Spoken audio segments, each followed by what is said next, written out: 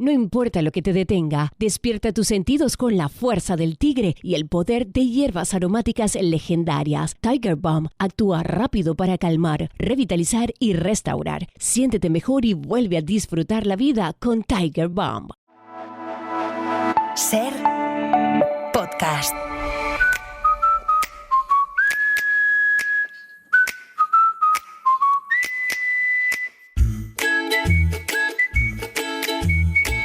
El Faro, con Laura Piñero.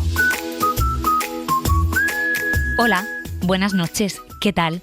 Javier Rollo es un diseñador de Zaragoza que ilustra con sus creaciones nuestros problemas cotidianos. Hace unas horas publicaba una historieta con este encabezado: No hay lágrimas para tanto desastre, en referencia a los incendios que sufre España ahora mismo, y recordaba, con la imagen de un bosque y un pueblo acosados por las llamas, que necesitamos políticas climáticas valientes, prevención, mejor gestión, recursos.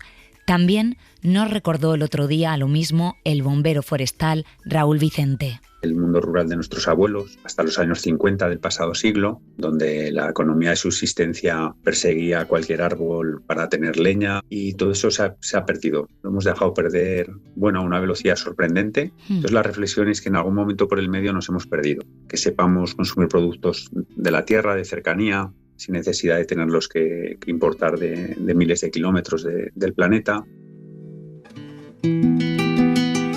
La naturaleza, las zonas rurales afectadas son nuestro hogar. Un concepto, el de hogar, que ha aparecido varias veces en muy poco tiempo durante este verano. El último, ayer, con la Ítaca de la Odisea de Homero. Así que esta noche abordamos todas las miradas del concepto casa. Hola, farero, soy Manuel. Decir casa es decir seguridad. Remontándonos a los juegos infantiles, al pilla-pilla, cuando uno esquiva al que te persigue y llega justo al punto determinado, dice casa, salvado. Pues eso es lo que significa casa, salvado de todo. Y hoy en día, ¿cuántas personas adultas no recurren a casa de los padres para estar protegidos? Bueno, así es. Adiós, fareros.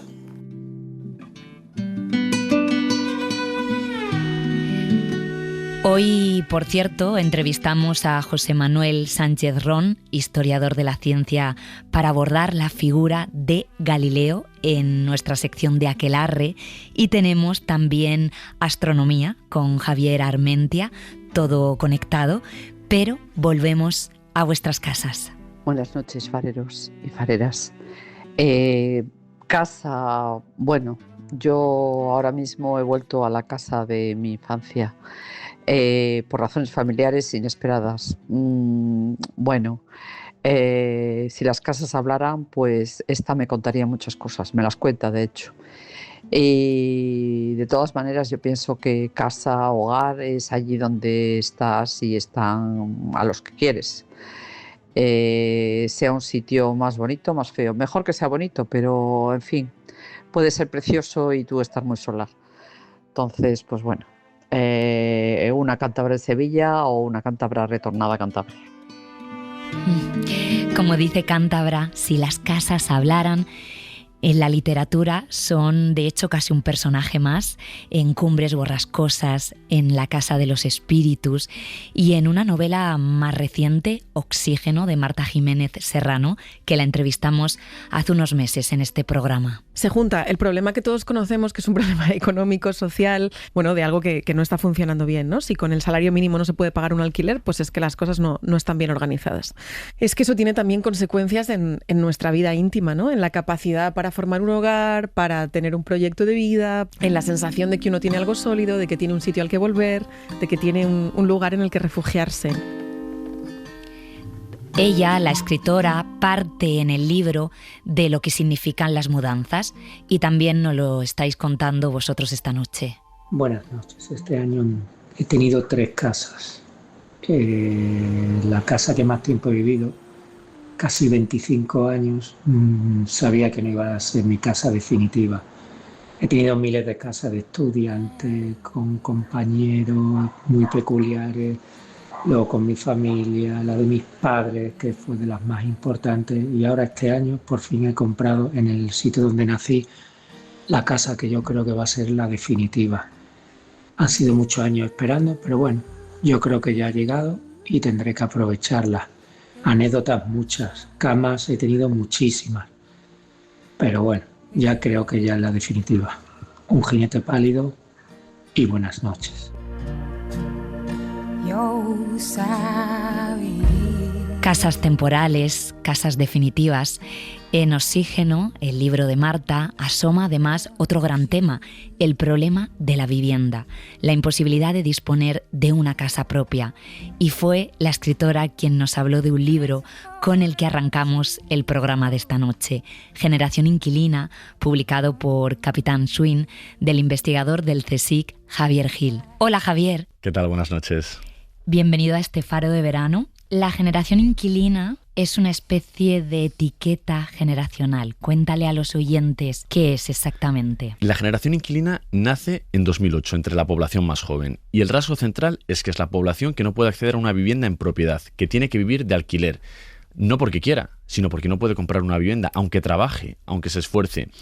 En el 2008 la población más joven que vivía de alquiler era un 28%, ahora estamos en un 60%, es decir, empezó entre la población más joven de aquel entonces, de hace casi 20 años, pero según está entrando en la edad adulta esta población o envejeciendo, no consiguen escapar de manera generalizada del mercado del alquiler. Entonces lo que vemos en este país es que la sociedad de propietarios, que era la forma de tenencia central hasta el 2008, se está rompiendo y cada vez hay un grupo social mayor, que es esta generación inquilina, que son la población que vive de alquiler. ¿Cuál es para ti el gran problema ahora mismo y después de hacer todo este análisis? El gran problema es que invertir en vivienda para ponerla en alquiler es muy rentable, porque la regulación lo permite. Es muy rentable en sitios como en España, en Viena no. Un especulador internacional no se va a Viena, invierte en España. Y eso es lo que ha pasado en España, porque la ley favorece, por ejemplo, un fondo de inversión que compra, vende o alquila vivienda en España, paga menos impuestos que cualquier persona que nos está escuchando. En Viena eso no sucede. En Viena bajan los impuestos a las asociaciones de lucro limitado que lo que buscan es gestionar o construir vivienda asequible. Entonces es el gran problema, que se ha transformado en un gran negocio. Entonces ahora mismo invertir en vivienda en alquiler durante los últimos 10-15 años en España ha sido más rentable que invertir, por ejemplo, en bolsa. Entonces, ¿qué hace eso? Que hay mucho dinero que se dirige hacia especular con vivienda en alquiler. ¿Por qué no se soluciona? ¿Por dónde empezamos? Y no sé si te ha llamado algún partido político o algún político a nivel particular para decir, oye, todo este análisis que recoges lo estamos estudiando para ver si podemos mejorar la situación. Yo creo que no se trata tanto de voluntad política, sino que ahora mismo lo que está pasando no es que no se pueda solucionar, no es que sea una excepción que hay que corregir, es la nueva normalidad. Es decir, este modelo que por un lado genera empobrecimiento, precariedad, inestabilidad, está generando unos beneficios extraordinarios a unas minorías. Por ejemplo, hace poco, en Madrid, hace 2 meses, el fondo de inversión Blackstone, que es el mayor propietario de vivienda de España y del mundo, vendió las viviendas que había comprado a Ana Botella en 2013, las había comprado por 68.000 euros, las ha vendido por 300.000 euros. En 13 años.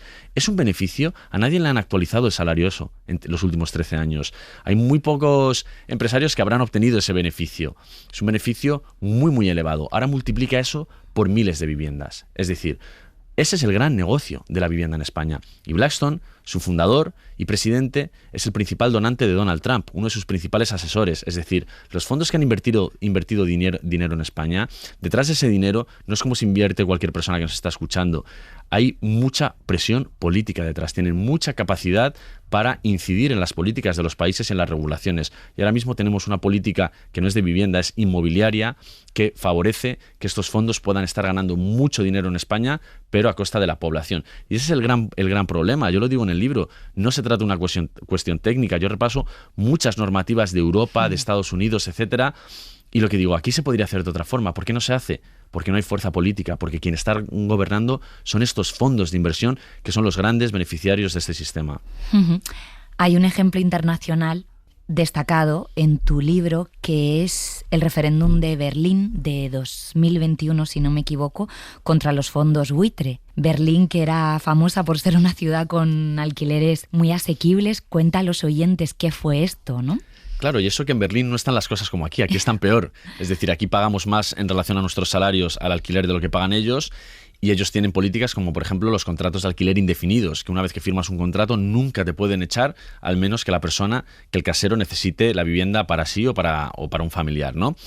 Y aún así, están tan mal las cosas debido a esta nueva presión, al nuevo ciclo de especulación, que la gente se ha quemado y han organizado un referéndum para decir: hay que expropiar a los grandes caseros de la ciudad, hay que expropiar a estos fondos de inversión.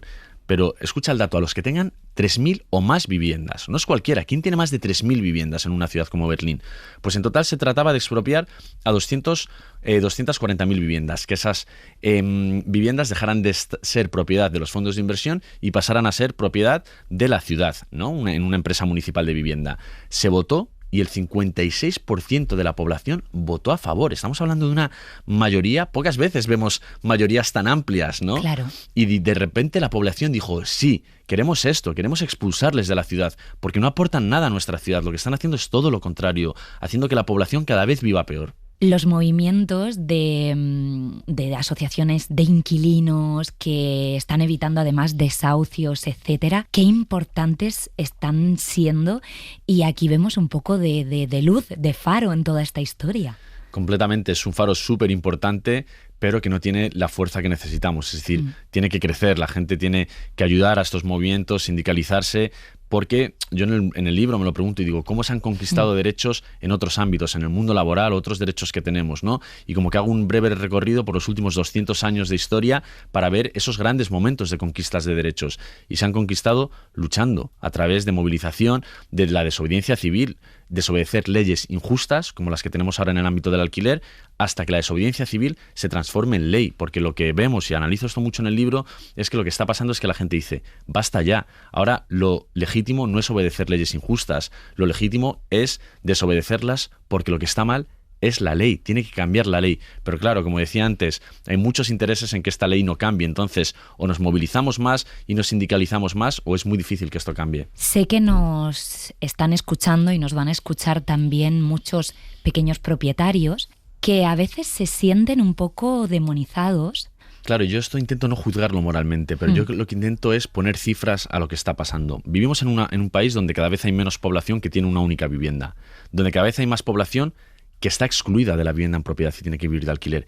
Y hay una minoría que, por un lado, son fondos de inversión, socimis, etcétera, y luego estos pequeños inversores, pequeños propietarios, pequeños arrendadores, ¿no?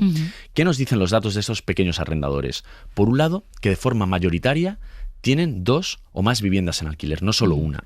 Y por otro lado es que se trata de la población de mayor renta del país, que como son la población de mayor renta, los que más ganan en este país, no solo pueden comprar viviendas en las que vivir, sino que tienen dinero también para invertir en viviendas en las que no viven y que ponen en alquiler, que muchas veces no lo hacen pensando en especular o enriquecerse, sino que están pensando en sus hijos, por ejemplo, ¿no? Sí. Pero lo que hay que señalar es que mientras hay una generación inquilina que no puede acceder a una vivienda en la que vivir, hay otra población, que son las de mayor renta, que sí que pueden comprar estas viviendas. Yo hago unos modelos donde vemos qué pasaría si a esta población le quitas todo el ingreso que reciben por el alquiler de sus viviendas. Su renta seguiría siendo más del doble que la renta de los inquilinos de este país. ¿Qué quiero decir con esto? La sociedad se está rompiendo. Desde 2008 se ha disparado la desigualdad en España, como muestro en el libro con muchos datos. Y la causa principal es la estructura inmobiliaria.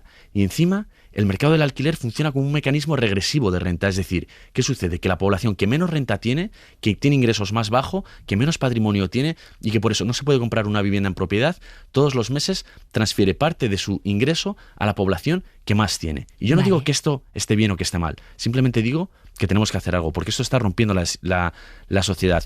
Y vamos camino, como dice Thomas Piketty, uno de los mayores expertos en desigualdad a nivel mundial, que el siglo XXI se va a parecer más al siglo XIX que al siglo XX.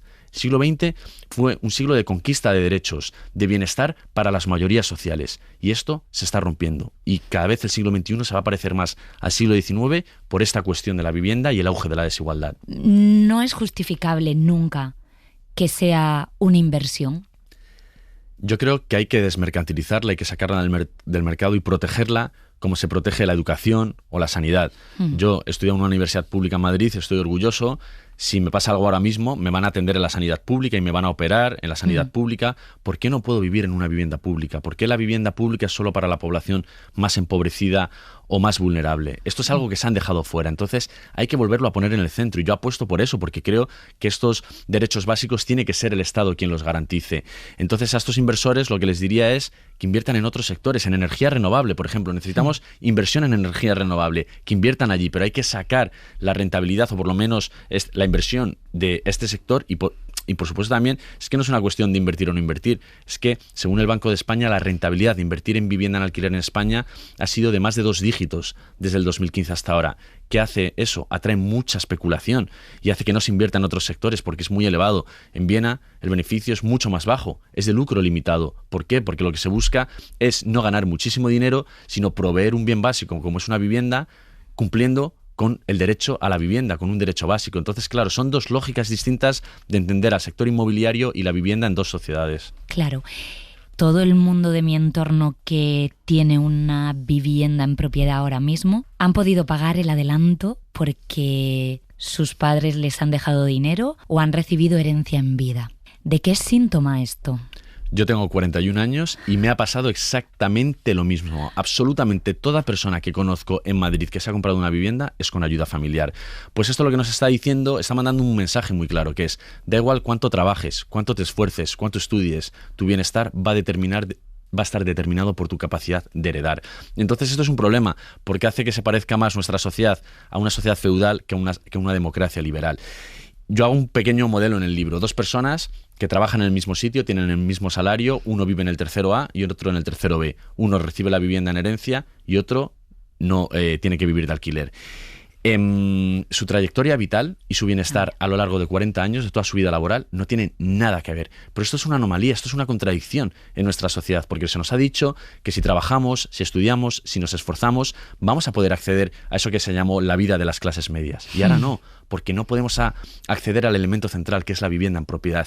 Y todo lo contrario, vivimos de alquiler, y vivimos de alquiler estando sujetos a un mercado que no es como el de otras ciudades, como el de Viena, Suecia o Alemania, con contratos cortos de 3-5 años, donde pagamos gran parte de los ingresos al alquiler. Entonces, claro, eso está, cuando ya no tienes que vivir de alquiler, tu vida está atravesada por una situación de malestar permanente. Entonces es un poco contrario a los valores que se ha prometido a esta generación inquilina y a las generaciones jóvenes. Y esto lo que hace es generar desafección, que la gente deje de creer en nuestras sociedades y en nuestros valores. Esto que voy a decir va a sonar un poco bruto, pero ahora se va a entender. Hay más probabilidades que me asesinen por la calle que me ocupen una vivienda. Esto no es que lo digas tú, es que lo dice Joaquín Bosch, que es uno de los jueces más famosos de este país, y eso es así. ¿Qué pasa? Que las campañas contra la ocupación tienen un objetivo político, que la gente que vive en una vivienda de su propiedad deje de solidarizarse con la generación inquilina. Cuando el CIS dice que el principal problema que perciben los españoles es el problema de la vivienda, esto dice algo muy importante, que hay población que no tiene problemas de vivienda que está diciendo: esto, aunque no me afecta a mí, es el principal problema del país. Y eso es súper importante, porque lo que nos quiere decir es que hay gente que no se está preocupando solo de sí mismo, sino que se preocupa de la sociedad en la que vive y del resto de personas que habitan este país. Entonces, eso es un pensamiento muy, muy potente, yo creo, de cara a pensar lo comunitario, lo público, etcétera. Claro, ¿qué buscan estas campañas contra la ocupación? Que haya personas que incluso no pueden ser objeto de ocupación, porque si ahora mismo a ti te ocupan la casa, en cuanto llegas, eso es un allanamiento de morada, están desalojados inmediatamente. Para que te puedan usurpar la casa, tiene que ser una vivienda que no es morada, es decir, una vivienda vacía. ¿Quién tiene viviendas vacías en este país? Ya. Fondos, bancos, etcétera. Pero lo que buscan estas campañas es que esta persona tenga miedo y no se solidarice con la generación inquilina y no quiera cambiar la política de vivienda, y lo que busque es alinearse con los intereses de los inversores, de los especuladores, de los fondos de inversión. Y eso es lo que buscan. Lo que necesitamos no, que estos jubilados, que esta población que vive en una vivienda de su propiedad, como están haciendo de forma mayoritaria, digan: no, yo me quiero aliar con la generación inquilina, porque lo sufren mis hijos, mis nietos, mis sobrinos o la sociedad, o que digan: es injusto que ahora se enfrenten que población que trabaja, que se esfuerza, no pueda acceder a una vivienda de manera digna, ¿no? Entonces, claro, esto lo que buscan, este malestar en torno a lo que pasa con la vivienda, es cambiar la situación. Pero claro, como decíamos antes, esta situación está generando muchos beneficios, entonces hay muchos intereses en que esta situación no cambie. Tú hablas de posibles salidas, hablas de las cooperativas y hablas del modelo de cesión de uso. Básicamente, vives en una casa que es como si fuera tu casa, tienes el derecho a vivir ahí, a poner cuadros, a hacer en ella lo que quieras, pero no es tu propiedad. Tú cuando te vas, pues entra otra persona y tú no la tienes que vender. ¿Qué sucede? Que esto hay muchos países que están impulsando este tipo de cooperativismo, porque frente a la vivienda en propiedad, que ya ha generado una gran burbuja inmobiliaria que ha fracasado, porque con la crisis del 2008 lo que se intentó en los años previos es transformar a toda la población en propietaria de su vivienda. ¿Y cuál fue el resultado? Una gran burbuja inmobiliaria que cuando estalló se llevó por delante a todo el país y a toda la economía. Claro, hay mucha gente que ya no va a poder acceder a una vivienda en propiedad. Es imposible, porque los precios están completamente desconectados de los salarios y de la economía real. Tendría que bajar muchísimo y es muy difícil que eso pase. Por otro lado, tampoco puede vivir de alquiler, por lo que hemos dicho, aunque bueno, si se regula se podría vivir de manera más digna. Pero una alternativa a todo esto es impulsar este tipo de cooperativas, que hay muchas formas de hacerlo. Lo puede impulsar el Estado o el tercer sector o asociaciones sin ánimo de lucro, con lucro limitado, como decía antes. Entonces, claro, esto es súper interesante porque en otros países de Europa la gente se pelea por vivir en este tipo de cooperativas y crecen muchísimo y son una alternativa real. En España hay, pero a lo mejor no, son modelos no tan conocidos. No son tan conocidos, hay sobre todo en Cataluña. ¿Por qué? Porque hay ayudas por parte del Estado, de las administraciones en Madrid. Si tú quieres hacer una cooperativa en cesión de uso, vas a pagar 10 millones de euros, imagínate, por el suelo, por un solar, y va a llegar un fondo y va a pagar 11 millones de euros. Y tú no puedes pagar 13 o 15, porque entonces ya no puedes producir vivienda asequible. Entonces, claro, se lo quedan ellos y hacen vivienda, como cualquier persona que se mete en Idealista, la obra nueva, ve que los precios están disparados. Entonces, esa vivienda no va a bajar el precio de la vivienda. Para que baje el precio de la vivienda, tienes que regular también los usos, el suelo, la financiación. Además, en este país no hay ningún banco, solo la banca ética, que te va a financiar un proyecto de cooperativa en cesión de uso. Eso no significa que no sea rentable, incluso muchas veces más seguro que dar una hipoteca a una familia. Pero lo que pasa es que no quieren financiar este tipo de proyectos. Pues Javier Gil, muchísimas gracias por acompañarnos en esta noche de Faro de Verano y enhorabuena por este libro. Muchas gracias, ha sido un placer.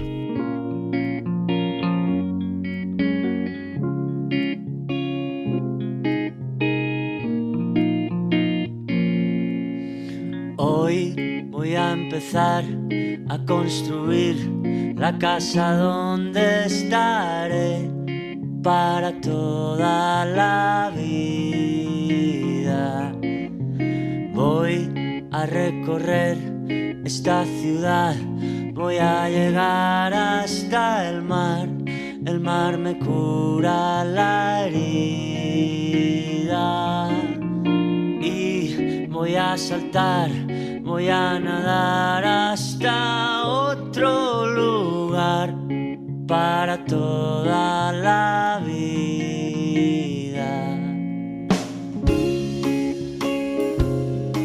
Hola, Fararilla. Casa para mí significa el descanso del guerrero. Ese es el lugar donde cuando vuelves a casa dejas el bolso, los zapatos, te cambias de ropa y te relajas y encuentras la paz que necesitas. Para mí ese lugar lo encuentro cuando voy a mi lugar favorito, que son las montañas, y donde tengo una panorámica de montañas, escucho los árboles moverse, el viento y los pájaros cantando a cualquier hora del día. Esa es mi casa. Soy Jolín, no me digas, un enorme abracito a todos. Nunca más en la vida. Pues en el amplísimo y precioso concepto de casa, de lo que es una casa, de lo que eso simboliza, yo quería hablar de mi situación respecto a esta, que me rodea continuamente día a día. Y es que me he metido en un proyecto personal y vital por el cual me he comprado una casa muy vieja, 100 años, a la que yo le llamo mi ruina, y encima con mis manos. Claro, ahora está muy de moda, pero tela, todos los días, lleno de agujeros. No hay nada con más hambre en el mundo que una casa vieja. Y se sufre mucho, se disfruta mucho.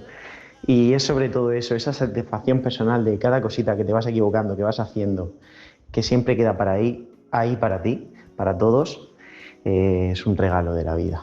3644 desde San Luis. Buenas noches, fanifareros. Argentina, tenemos que hablar. Hay que hablar de fútbol y que no se imponga el antifútbol. El próximo mundial será en casa y nos vamos a esforzar en seguir jugando bien sin caer en las provocaciones antideportivas. Habrán otros equipos que van a mejorar también, y para acompañarnos en la final tienen que abandonar ese juego violento y agresivo y tan peligroso que solo refleja la falta de identidad y deshonor con grandes ídolos y leyendas mundiales que todos hemos admirado de su país por su respeto al contrario. Para terminar, muchas felicidades Ferran Torres, porque Dios le da cosas buenas a quienes se lo merecen. Desde Bogotá, Phoenix Sáez, el hijo de Buda.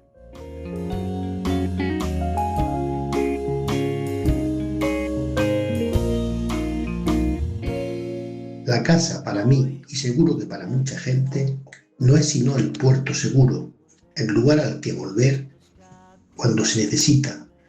A mí me pasa en la casa de mis padres y confío que así les pase a mis hijos con respecto a su casa, una vez que ya mayores se han independizado. Un murcianico del Faro, Suiza. Eran toda mi vida. Sé que ya no estoy y que no quiero mirar la pared nunca más en la vida. Hola, mi nombre es El Guerrero de la Antifrase. Mi casa está donde tus ojos me esperan. Muy buenas noches.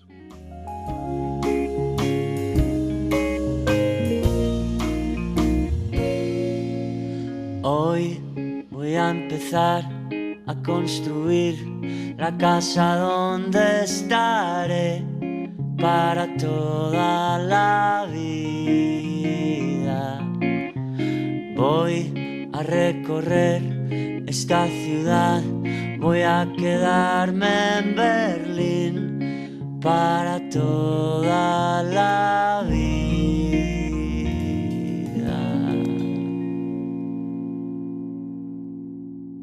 No importa lo que te detenga, despierta tus sentidos con la fuerza del tigre y el poder de hierbas aromáticas legendarias. Tiger Balm actúa rápido para calmar, revitalizar y restaurar. Siéntete mejor y vuelve a disfrutar la vida con Tiger Balm. El Faro, con Laura Piñero. Aquelarre, justicia poética para causas perdidas.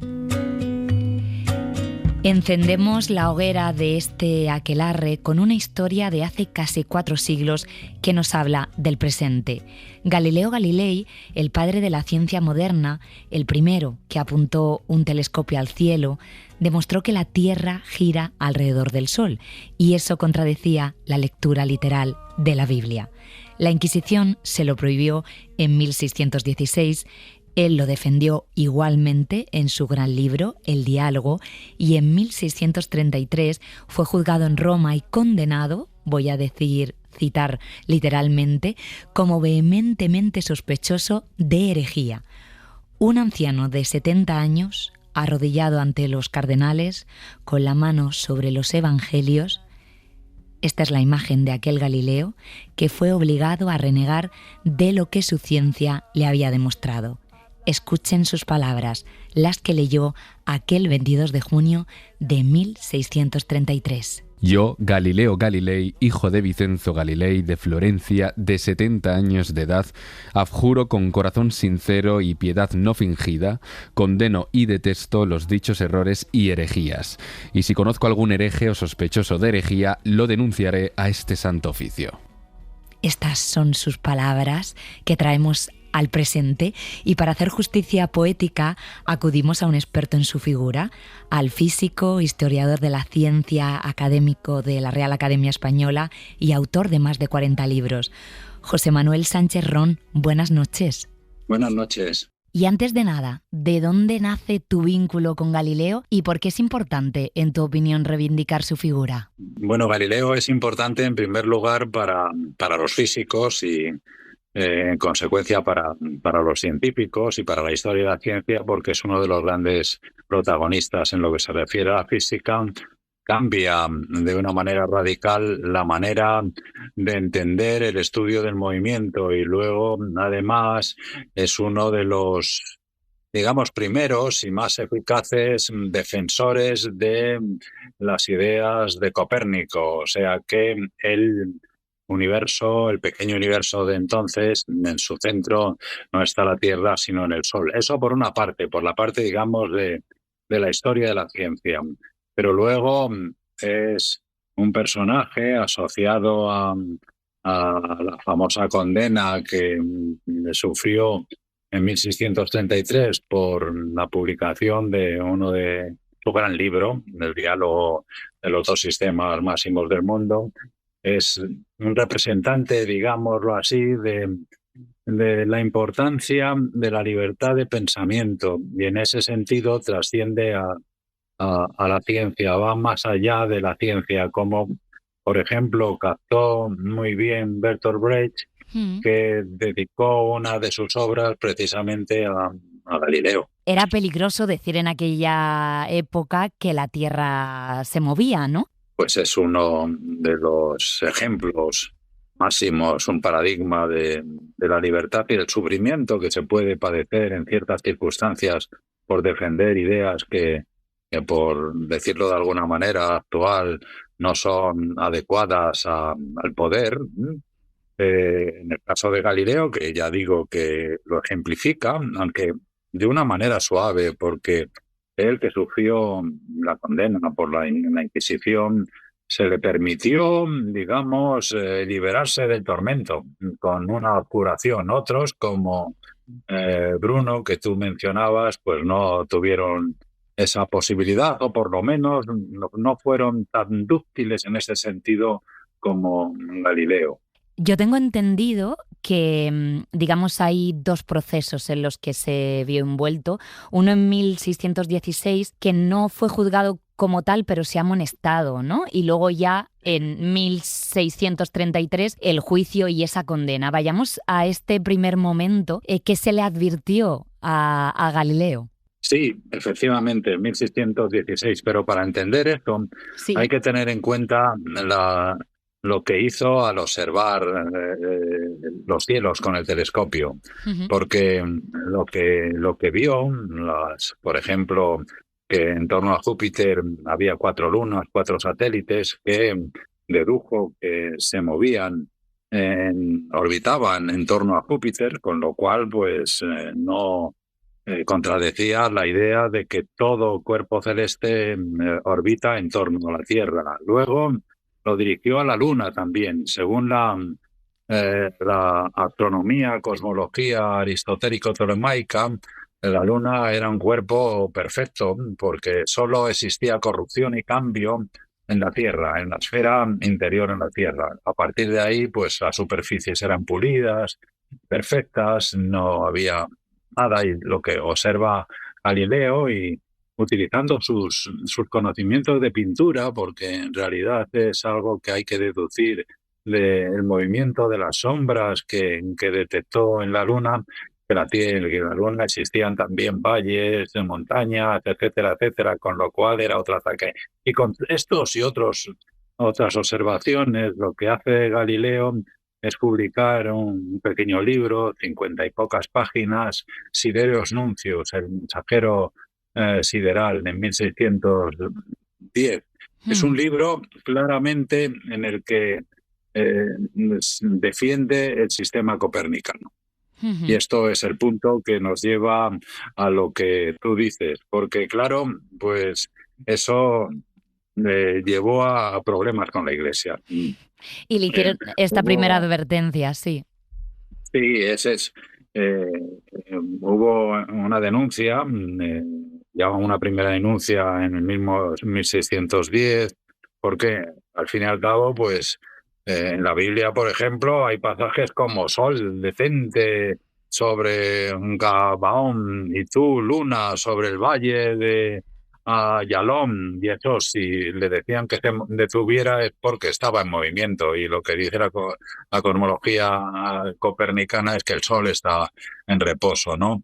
Entonces hay que tener en cuenta también el periodo de que estamos hablando. En 1517, Lutero clava sus famosas 95 tesis. En 1545 se convoca el Concilio de Trento para rebatir estas ideas, el protestantismo que están haciendo. Y Galileo pues iba en contra de la Biblia, y eso hace que en 1616 se le conmine a la congregación del Índice, emite un decreto en el que se reforma, en el que se critica todo esto y se le ordena que no vuelva a enseñar en modo alguno la astronomía y cosmología copernicana. Y Galileo pues se porta bien durante un tiempo. Sí, porque luego publica El Diálogo en 1632, que yo tengo entendido que él tenía los permisos de la censura, pero luego se le juzgó en 1633. ¿Qué pasó? Sí, el problema fue que estando vigente esa decisión de prohibirle y él haberlo aceptado, en febrero de en agosto de 1623 es elegido papa bajo el nombre de Urbano VIII, el cardenal Barberini, que se había manifestado siempre en favor de las ideas de Galileo. Era amigo de él. Pero bueno, pues pronto se le critican a Galileo por su defensa. Esto nos dice que el poder pues influye en las decisiones de aquellos que lo detentan. Galileo, efectivamente, como tú dices, animado por esta situación, escribe su gran obra. Es una obra que además pertenece, en mi opinión, por derecho propio, no solo a un canon de libros científicos, sino a un canon de la literatura universal, porque es un libro en el que, utilizando los mejores recursos de la dialéctica, de la retórica, entendida en el sentido noble de la palabra, defiende la cosmología copernicana, pero de una manera literaria, digámoslo así, porque introduce a tres personajes. Es como si fuera Don Quijote y Sancho, Romeo y Julieta. En este caso son tres: Simplicio, Salviati y Sagredo. Salviati es copernicano, Simplicio es aristotélico y Sagredo pues es más o menos neutral, aunque ciertamente se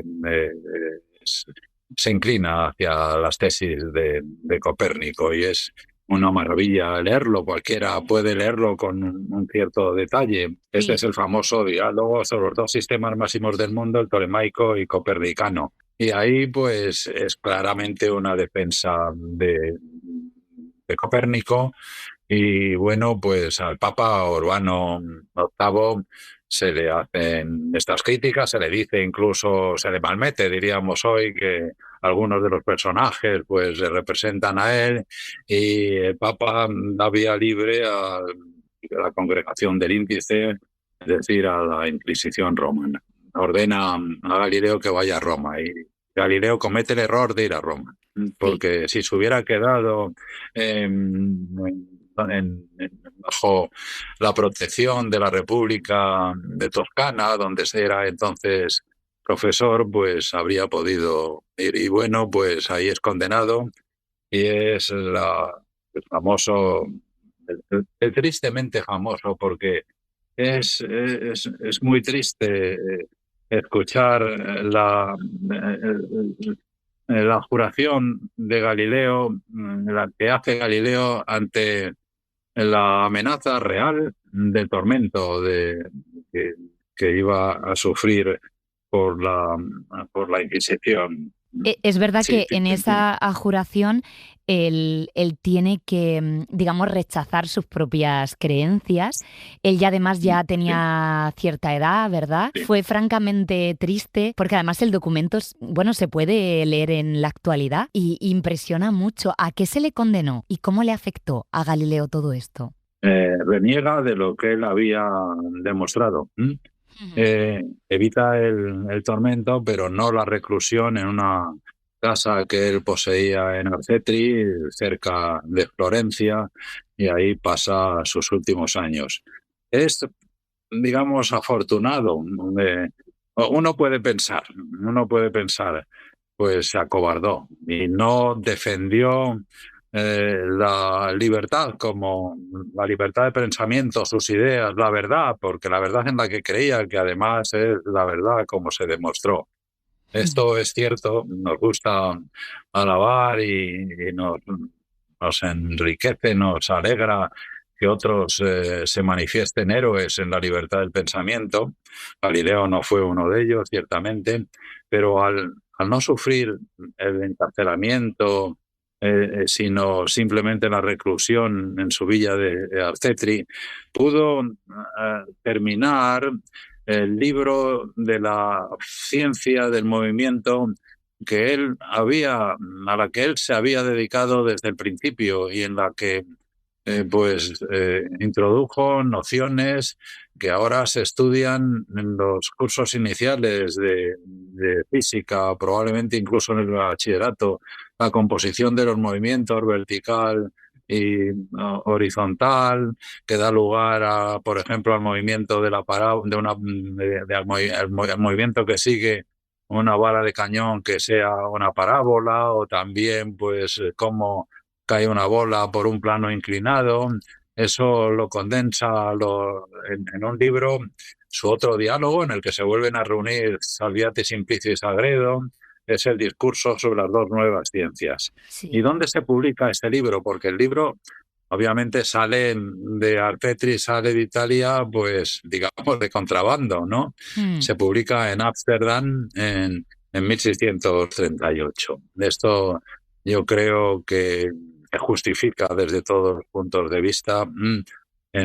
Se refiere a la historia, al conocimiento, al avance de la física, porque esto es lo que hizo Galileo es, por ejemplo, muy importante para Isaac Newton, que como es bien sabido, en 1677 publica su gran tratado Los principios matemáticos de la filosofía natural, en donde establece las tres leyes del movimiento y la ley de la gravitación universal. Totalmente. Y, bueno, se publica en 1638 y 3 años después Galileo muere, de manera que es su legado desde el punto de vista de la defensa de Copérnico, que tan importante es porque es un cambio de paradigma de las ideas de Aristóteles y Ptolomeo, de que la Tierra está en el centro del universo, se pasa al heliocéntrico, es el Sol y no la Tierra. Eso es muy importante, ciertamente. Sí. Pero su otro legado es también este libro sobre mecánica, sobre el movimiento. Sí, estamos esta noche reivindicando a Galileo. Es verdad que él, para salvar la vida, tuvo que negar públicamente algunas cosas que él mismo había escrito. Tú comentabas en una entrevista, en una ocasión, que hoy faltan Galileos y sobran inquisidores. Un lugar, un nicho en el que yo no habito, en el que proliferan, por lo visto, estos inquisidores son en las redes sociales. Ese es un nicho en el que no está habitado únicamente por inquisidores, pero desde luego parece que sí. Y luego, pues no solo eso. Inquisidores, en un sentido metafórico, son todos aquellos negacionistas que incluso cuando se ha fotografiado desde el espacio la Tierra redonda, pues dicen que es plana, o que niegan las vacunas, o que niegan el cambio climático, etcétera, etcétera. En ese sentido, sí, sobran inquisidores. En Galileos, yo creo que hay no es difícil encontrarlos, no es difícil encontrar personas en los ámbitos no tanto de la ciencia, porque, bueno, en el ámbito de la ciencia, salvo si acaso en lo que se refiere a aquellos negacionistas de las ideas de Darwin, pues no es necesario enfrentarse a problemas como a los que se enfrentó Galileo. Pero, desde luego, se encuentran Galileo ciertamente en ámbitos como el ensayo político, en la filosofía, en otros ámbitos. No es difícil.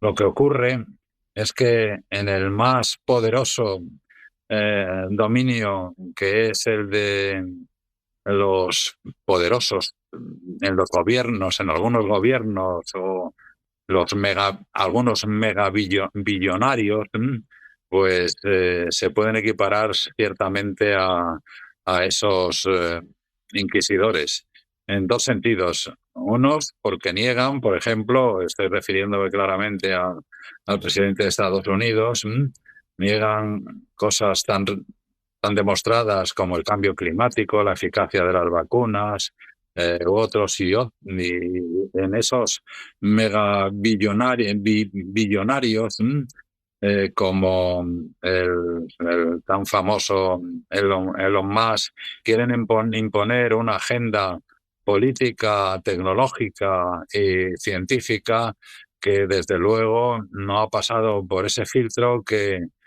aquellos que creemos en la democracia pues defendemos, que es el filtro de la decisión democrática de colectivos nacionales. Pues por eso nosotros esta noche queríamos reivindicar a Galileo y con tu testimonio. José Manuel Sánchez Rom, muchísimas gracias por estar con nosotros este rato en El Faro de Verano. Muy buenas noches.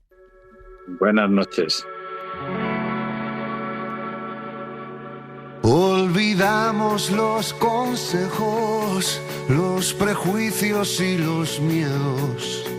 No teníamos dinero, nos sobraba todo lo demás. Tal vez porque son los mejores, los primeros en marchar.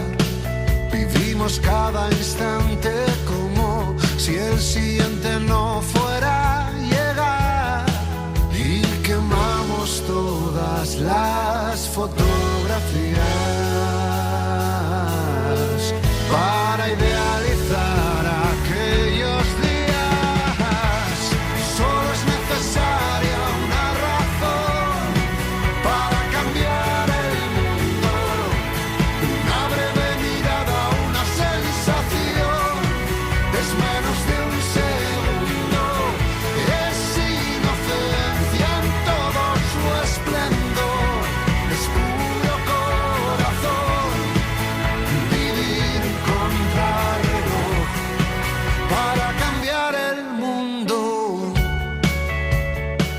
Buenas noches, amigos del Faro. Soy La Paleta. Tu casa, mi casa, nuestra casa. Tenemos que defender nuestra casa. Me llama la atención que ayer, que hubo un evento deportivo muy importante en España, salimos todos a la calle a celebrar.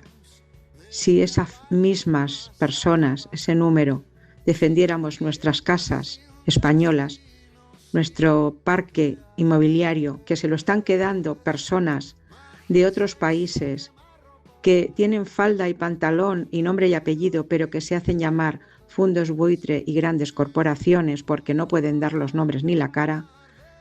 Si defendiéramos nuestra casa, otra gallo cantaría. Así es que defendamos la casa de la playa, la casa del pueblo, la casa de la ciudad, nuestra casa. Para idealizar aquellos días, solo es necesaria. Para el tema de hoy quería hablar de una casa muy especial, la casa de verano en la que vivía con mi familia en el Líbano. Era una casa con el típico tejado rojo libanés, situada en un valle rodeado de montañas. Cada mañana me sentaba en el balcón con mi primer café del día, mientras una brisa fresca recorría el valle. Es un recuerdo muy sencillo, pero también uno de los más bonitos que conservo. Hay casas que son mucho más que 4 paredes. Son lugares que nos regalan un profundo sentimiento de pertenencia, de paz y de conexión con quienes somos. Un saludo. Ralph, un libanés en Filadelfia.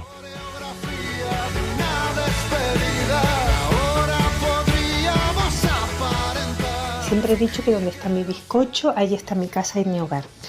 Pero con muchas cosas que han sucedido en estos últimos 15 años, desde la crisis económica, la pandemia, con tanta gente viviendo en la calle, lo que sucedió con el volcán Tajogaite en La Palma, cuando mucha gente perdió sus casas, lo mismo que ha pasado con los terremotos de Venezuela o está pasando con los incendios que asolan la península, considero que tener un sitio físico donde estar y que consideres propio y compartirlo, yo creo que es fundamental. Atlántica desde Canarias y un brindis por el Faro.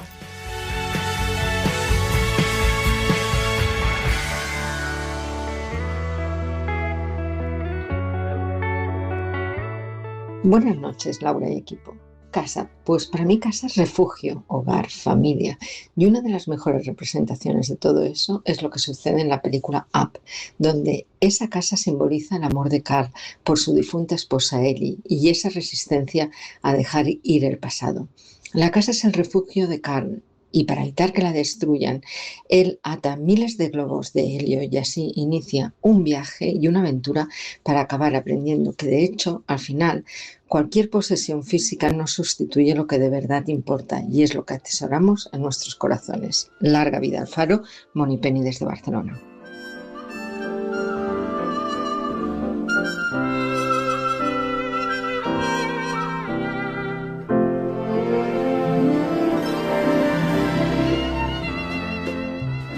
Hola, Laura, equipo y Farería.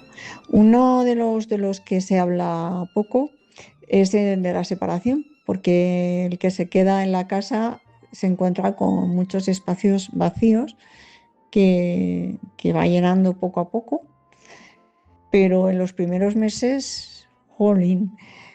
Y una de mis amigas me comentó que como no es posible siempre pues, hacer un cambio de mobiliario, un simple cambio de una funda de un cojín, pues ya ayuda. Y mover cosas de sitio, hacer la casa más tuya. Un abrazo, de todo llega y todo pasa.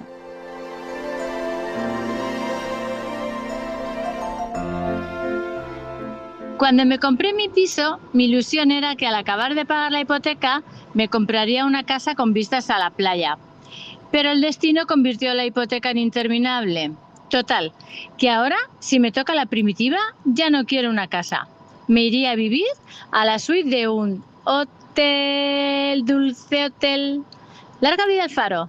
Caramelo de Ángel desde el Prat. Hipotecas, esas casas vacías tras una separación o una mudanza, películas que reflejan el tema de las casas, tragedias que hacen perder la casa de verano, defender la casa del pueblo, todas esas miradas esta noche en este Faro de verano.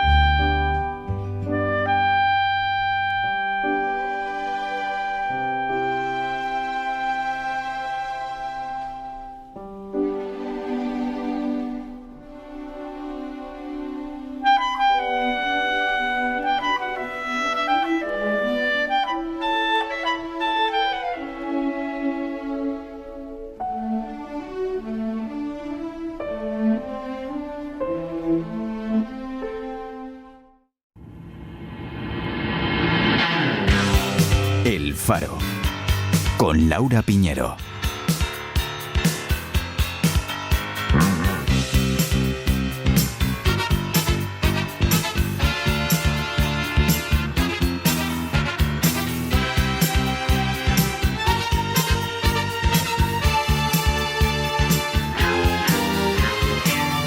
Father wears his Sunday best.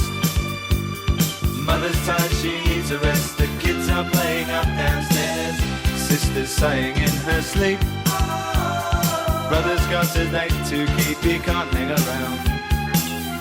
Our house in the middle of our street. Our house in the middle of our house, it has a crowd. There's always something happening and it's usually quite loud. Our mum, she's so house proud. Nothing ever slows her down and a mess is not allowed. Our house in the middle of our street. Our house. Buenas noches, gentes del Faro. Entiendo que en la banda sonora del programa de hoy no puede faltar Nuestra casa de Magnes. La canción habla de lo que es la vida cotidiana en una casa de un barrio obrero de las afueras de Londres y describe la casa como un refugio, como el hogar que te protege. Cree que ahí lo dejo y seguiremos fareando. They're going to miss in lots of ways.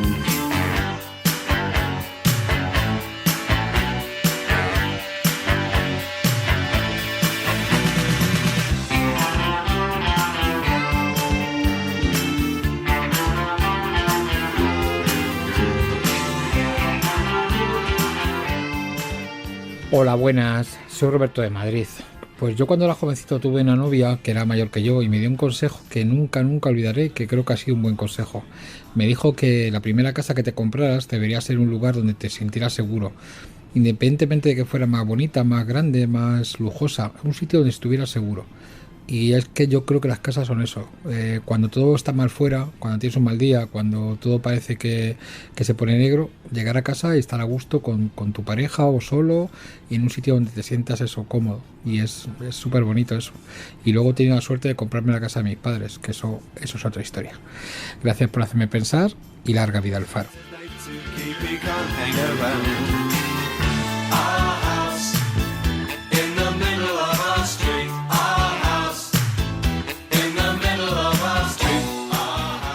¿Os acordáis de esos juegos de la infancia en los cuales nos perseguíamos unos a otras y uno de los logros del juego era tocar una pared o un sitio y decir casa? Decíamos casa y era refugio, era estoy a salvo, era no me puedes pillar, era no la ligo. Bueno, yo siento esa sensación de casa con una sonrisa. Cuando me dan una sonrisa sincera de verdad, yo lo grito, casa. Buenas noches, fareros, fareras, soy David, el farero solitario. Brother's got a date to keep, he can't hang around. Our house in the middle of our street. Our house in the middle of our street. Our house. Me viene a la memoria la encantadora película dirigida por Spielberg, E.T., el extraterrestre. Ese ser que, olvidado en la Tierra, es recogido por una familia que le cuida. Pero él sigue echando en falta mi casa, que tal vez sea menos hermosa que la que tiene aquí en la tierra, pero que es la suya. Su casa, mi casa, esa es la que yo adoro. Mi carnita de dónde está.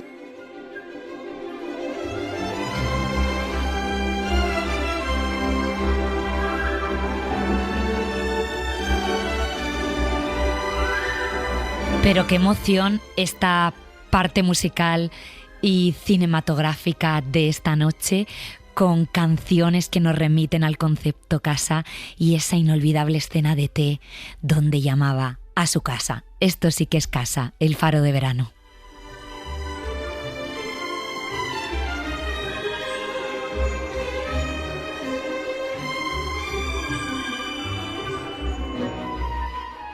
Qué maravilla cuando te vas de vacaciones, pero mucho más maravilloso cuando regresas a tu casa y ves tu cama y esa noche sueñas cómo te lo has pasado, pero te das cuenta que no hay nada como la tranquilidad de tu casa.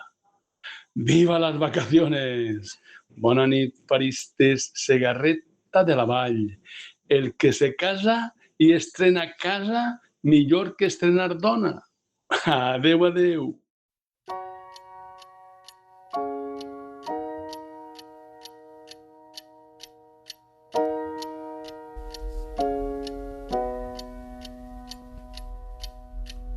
There's a rhythm and rush these days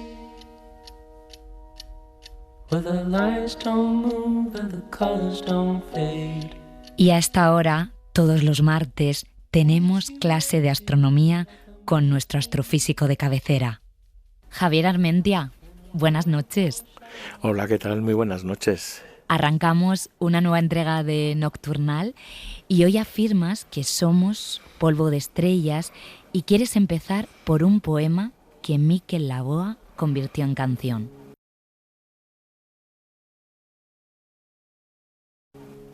Sí, es yo creo que merece la pena casi reflexionar un poco sobre eso, de dónde venimos o si venimos de las estrellas. Izarren hautsa egun batean, bilakatu zen bizigai.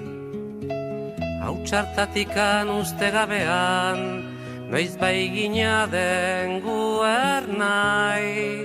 Eta horrela bizitzen gera, sortuz ta sortuz gure aukera. Atsedenik hartu gabe, lana eginaz goaz aurrera. Kate horretan denok batera, gogorki loturik gaude. Gizonak badu inguru latz bat, menperatzeko premia. Burruka hortan bizi da eta hori du bere egia. Ekin ta ekin bilatzen. Qué bonito suena, qué cuenta, qué dice este poema y esta canción. Pues es un poema además que se convirtió en parte, yo creo que del paisaje emocional de la gente que llegamos un poco a los años 80 con ese ansia de tanto de democracia como de libertad y de reconocernos en las cosas diferentes, ¿no? Es un poema que a pesar de la belleza que tiene, dice unas verdades de esas como puños, ¿no? Habla del polvo estelar, Izarren hautsa. Dice, el polvo estelar se convirtió un día en germen de vida. Inesperadamente, en cierto momento, nacimos de ese polvo y así vivimos, creando nuestras oportunidades sin tomar descanso. Seguimos adelante trabajando y estamos a esa cadena sólidamente atados todos, ¿no? Como que, fíjate, nos empuja un poco a trabajar precisamente el hecho de venir todos de las estrellas, ¿no? Si te pones a pensar, nosotros que somos un amasijo de células, pues muy complejo, ¿no? Fíjate todo lo que intenta entender de cómo somos la ciencia y así, pero con una serie de constituyentes básicos muy bien definidas. Es decir, la receta del ser humano pues podía ser tanto de hidrógeno, tanto de carbono, tanto de nitrógeno, oxígeno, potasio, es decir, todos esos elementos de los que nos componemos nosotros y de los que se compone todo lo que vemos en el universo. Una manzana o un pastel tienen todos esos átomos que vienen, están aquí en la Tierra y se han formado y digamos nos sirven a nosotros para componer cosas diferentes, hacer moléculas y todo eso, pero ¿de dónde vienen? ¿Dónde estuvo ese primer átomo de oxígeno que está en el vaso de agua que yo he bebido antes, ¿no? Pues no estaba aquí en la Tierra. Porque la Tierra se formó hace unos 4.600 millones de años, cuando materia que había, polvo de estrellas, se estaba formando alrededor del Sol que había nacido pues un poquito antes, unos 5.000 millones de años atrás en la historia. Nuestro Sol tampoco era el primer Sol del universo, o sea, la materia no se había creado cuando nació el Sol, sino que nuestro Sol venía de otras estrellas que habían nacido y muerto antes, y todo en una rueda, digamos, imparable de nacimiento y muerte, de estrellas que podríamos fechar hasta hace unos 13.878 millones de años. Cuando ocurrió eso, que seguro que la palabra te suena y lo has oído y es muy rotunda, que es la gran explosión o el Big Bang. Claro.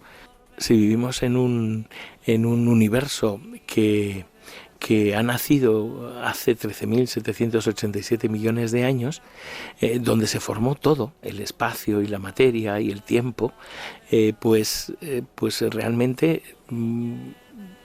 nosotros hemos ido evolucionando de después. Sabemos, por ejemplo, la física nos cuenta que en esos primeros minutos se formaron los primeros átomos, pero el universo apenas formó más que hidrógeno y helio y un poquito de litio y deuterio y algunas cositas más, pero principalmente hidrógeno y litio. Y nosotros no somos hidrógeno y litio, o sea, el hidrógeno está en el agua, está en nosotros, en muchas cadenas químicas así, pero esos otros elementos químicos o atómicos se generaron mucho tiempo después, pues unos 500 millones de años después del origen del universo, cuando se formaron las primeras estrellas. El polvo que había allí, el gas, se fue juntando por la fuerza de gravedad, se fue calentando y se fueron encendiendo reacciones nucleares. Nosotros somos hijos de las reacciones nucleares del interior de las estrellas, que vivieron pues desde hace 13.000 y pico millones de años hasta ahora, que han ido naciendo y muriendo y explotando en forma de supernova. Bueno, no te voy a dar aquí el compendio entero de la idea de la astrofísica estelar, de la evolución estelar, pero la idea es esa materia que nació en un universo y que al principio era materia muy ligera. Los hidrógeno y el helio son los átomos más sencillos. Bueno, pues a partir de ahí se fueron creando elementos más complejos. Primero desde el helio, el carbono, el nitrógeno, el oxígeno, el azufre, el selenio, el hierro. Hay un montón de materiales que, como una especie de horno de alquimista, en las estrellas más grandes y más luminosas se fueron formando a lo largo del tiempo, y al final, cuando un día llegó a formarse la Tierra y luego nosotros hemos nacido de los materiales que había en esa Tierra, pues la naturaleza fue escogiendo esos materiales que eran precisamente polvo de estrellas, restos de otras estrellas. Hoy también traes, como cada semana, la historia de una mujer que en este caso creo que tiene que ver con el origen de los elementos. Sí, porque fíjate, yo te contaba pues eso, que aquí todos los elementos que estamos en la Tierra vienen de estrellas, ¿no? Y que las estrellas eran principalmente hidrógeno y helio. Bueno, esa idea es muy moderna, la podemos fechar casi en 1925. Es cuando Cecilia Payne-Gaposchkin, bueno, Gaposchkin posterior, pero el nombre de casada, pero la conocemos así, Cecilia Payne o Payne-Gaposchkin, era una astrónoma inglesa que había ido a vivir a Estados Unidos y cayó en ese lugar de las calculistas de Harvard, de las astrónomas de Harvard, del que te hablé, donde estaban Rita Leavitt y Antonia Maury y otras investigadoras, ¿no?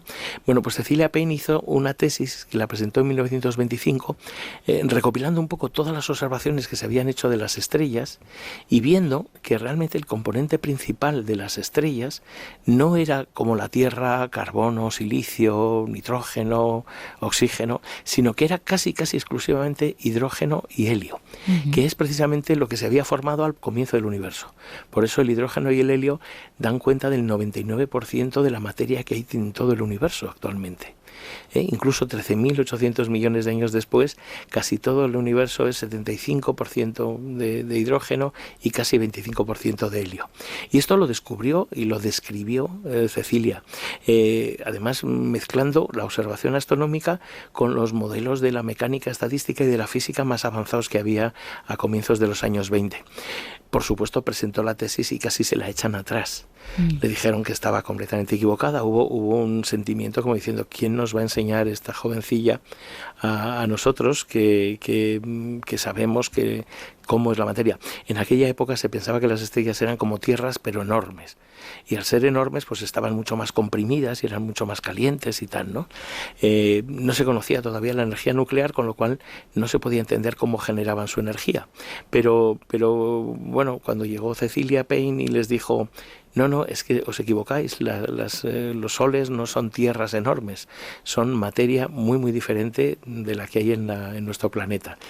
Lo que pasa es que sucedió que todo lo que contaba Cecilia Payne-Gaposchkin permitía entender la luz que recibimos de las estrellas, permitía clasificarlas bien, permitía además entender que de unas estrellas podíamos evolucionar a otras, y eso fue la labor que se fue haciendo pues hasta los años 70 o así, cuando se cerró un poco ese ciclo de la vida de las estrellas, que no habría sido posible sin el reconocimiento de esta mujer, que por cierto tardó muchos años en poder dirigir un proyecto de investigación y en dirigir un observatorio astronómico. Te iba a decir si se la reconoció en algún momento en vida. Me comentabas que casi le echan atrás la tesis, pero finalmente la sacó adelante y, o sea, ella vivió que le dieran la razón, ¿no? Porque tenía razón. Sí, no, bueno, es que gracias a ella, digamos que la evolución estelar, que es como se llama esta rama de la astronomía, de la astrofísica, que intenta entender las estrellas, pudo avanzar y avanzar muchísimo. Hay que reconocer que ella trabajó en esa época magnífica de hace un siglo, ¿no? De mediados de los años 20, cuando hubo ese gran boom de la física con toda la teoría cuántica, y entonces y el despliegue de la astronomía, también de la radioastronomía. Es decir, estaban naciendo un montón de herramientas que le reivindicaron a ella como pues una de las grandes pioneras de la física moderna, ¿no? Y entonces eso sí, afortunadamente luego fue reconocida. Pero ya sabes, un poco de aquella manera. Se le cita mucho menos que a compañeros suyos que hicieron avances menos relevantes. Eso que se suele llamar en investigaciones históricas el efecto Matilda, ¿no? Que siempre se busca un hombre que hizo algo. Claro. Y entonces a la mujer a veces se la pone en segundo lugar. Pero bueno, Cecilia Payne-Gaposchkin, no solamente por estar en este espacio que te traigo hoy, sino porque afortunadamente en la historia de la astronomía es una de las mujeres fundamentales. Pues he estado leyendo que ella, poco antes de su muerte, se autopublicó su autobiografía. Es verdad, sí. Y ella misma se describía así: una rebelde contra el rol femenino, en contra de ser pensada y tratada como inferior. Ella, pues también pionera en reivindicar el sitio de las mujeres. Sí, esto es una constante, ¿eh? Yo cada vez que ves un poco la biografía de mujeres científicas, ves que no solamente les ha tocado ser grandes científicas, sino grandes personas, es decir, sobre todo reivindicando el papel que tiene que tener la mujer en la sociedad. Y hoy te voy a despedir con una canción de Jorge Drexler que se llama Polvo de estrellas. Jorge es un enamorado de la ciencia. No descarto que en algún momento le invitemos a sumarse a esta charla. Él es verdad que conecta todo con el lado más humano, ¿no? No sé, cuando tú escuchas una canción, una obra de arte que une conceptos de astrofísica con el arte, ¿qué te parece? ¿Te gusta esa mezcla? ¿Qué tal se lleva? Oye, a mí me encanta, me parece además que conviven muy bien. Me parece que tanto el mundo del pensamiento como el mundo de la creación artística no puede ser ajeno a la visión del universo que tenemos ahora. Entonces me encantan la gente de la poesía, de la literatura, de la música, que recoge temas actuales y así. Fíjate, a Jorge Drexler le tuvimos hace un montón de años en el Planetario de Pamplona, en una sesión en la que había poesía y había cielo y había música, ¿no? Y bueno, estas cosas pues son maravillosas siempre. Qué bueno, pues la canción nos recuerda la fugacidad y el valor de nuestra existencia. Es su polvo de estrellas y te voy a despedir con esta canción esta noche. Qué bien, pues muchísimas gracias, muy buenas noches. Hasta la semana próxima, un abrazo. Adiós. Adiós. Vale, una vida lo que un sol, una vida lo que un sol vale. Vale, una vida lo que un sol, una vida lo que un sol vale. Se aprende en la cuna, se aprende en la cama, se aprende en la puerta de un hospital. Se aprende de golpe, se aprende de a poco y a veces se aprende recién al final. Toda la gloria es nada, toda vida es sagrada. Una estrellita de nada en la periferia. Y fareras, farincronía. Voy a empezar un libro que se llama Una casa portuguesa, de Ximena Mayer. Y la dedicatoria es a mis padres, que me han enseñado que casa significa mucha gente, muchos libros, luces bajas, perros en el sofá, la guitarra en la cocina y que nunca se acabe el hielo. Tempo Fugui de Burdeos, que pases buen día, buena noche. Vale, una vida lo que un sol, una vida lo que un sol vale. Vale, una vida lo que un sol, una vida lo que un sol vale. Se aprende en la escuela, se olvida en la guerra, un hijo te vuelve a enseñar. Está en el espejo, está en las trincheras, parece que nadie parece notar.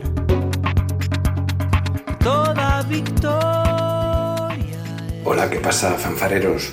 A ver, que ando un poco despistado este faro de verano porque... A ver, es que la playa me confunde. A mí la playa me confunde, mi amor. Y hablando de casas, es que la playa parece mi casa. Porque, oye, no hay quien me eche de allí. Bueno, sí, hoy amenazaba por ahí una tormentilla y como meteorólogo hasta el momento no soy, pues no sabía para qué lado iba a ir. Entonces digo, me voy a ir. Entonces, ya estando en el apartamento, pues oye, esto ya se puede solucionar. Así que sí, se puede decir que la playa es mi casa. Desde la playa soy fan fatal. Polvo de estrellas. Polvo de estrellas. Hola, fareros, fareras, soy Monse, casa. Bueno, pues para mí la casa es sinónimo de familia y de hogar. Pero ahora que llevo ya un poquito más de un año en mi casa, mi propia casa, pues sigue significando eso, pero aparte es como mi oasis, porque yo la he amueblado a mi gusto, vamos, que yo hago lo que quiero con ella, porque para eso es mía. Entonces, pues bueno, simboliza lo familiar, la calidez, todas esas cosas buenas que yo creo que todos queremos y que todos deberíamos de tener. Un beso. Huella, solo polvo de estrellas, polvo de estrellas. Buenas noches, pues qué queréis que os diga, con el calor que está haciendo es imposible estar en la calle, porque sales y te convierte en un surtidor de sudor con la calina que está cayendo. Y si sales es para refugiarte en un centro comercial, porque no puedes ir a la playa, no me preguntéis por qué, y gastar más de lo que tienes. Así que llegas con una vagancia que tienes que recuperarte para a ver si haces algo, porque todo el día con el aire puesto, en fin. Yo me pego 2 chapinazos y digo, venga hija, Dorita, que en casa como en ningún sitio, autoconvenciéndome. Ya vendrán tiempos mejores, salve y ustedes lo pasen bien de Mar de Málaga. Una vida lo que un sol vale. Vale, una vida lo que un sol, una vida lo que un sol vale. Una vida lo que un sol, una vida lo que un sol, una vida lo que un sol. Una vida lo que un sol, una vida lo que un sol, una vida lo que un sol. Vale. No importa lo que te detenga, despierta tus sentidos con la fuerza del tigre y el poder de hierbas aromáticas legendarias. Tiger Balm actúa rápido para calmar, revitalizar y restaurar. Siéntete mejor y vuelve a disfrutar la vida con Tiger Balm. El Faro, Con Laura Piñero.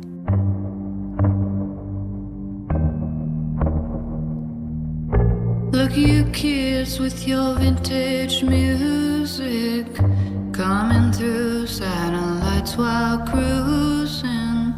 You're part of the past, but now you're the future. Signals crossing can get confusing.